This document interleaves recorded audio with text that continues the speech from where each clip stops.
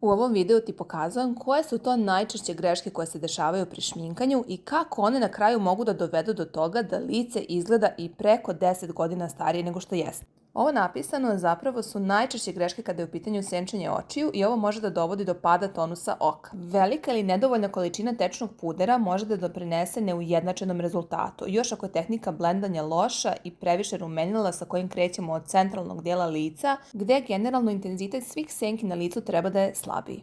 Nismo zaboravile na intenzivne konture koje se postavljaju direktno na lice u debelom sloju, a zatim u pokušaju da se lepo izblendaju koriste se oštri i grubi pokreti koji mogu da stvore rupe u samim konturama pa i podlozi. I meni je prosto neverovatno kad gledam da jedno mlado lice dobije ovoliko godina samo zbog loše šminke.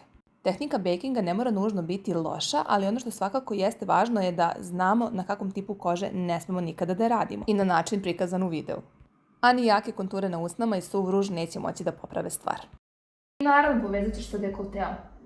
Ma, ko još ima vremena za to?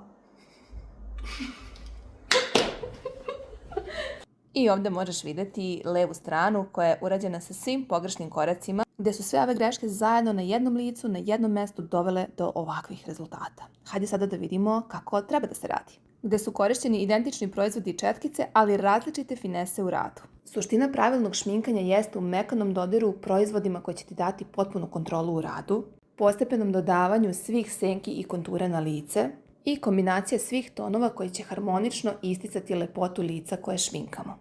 I onda rezultat kome težiš ne može da izostane. A koje su to najčešće greške pri šminkanju, kako da ih izbegneš ili pak da se snađeš ako ih napraviš, naučit ću te na novoj edukaciji koju sam spremila. Sve o njoj saznaj na linku u opisu mog profila.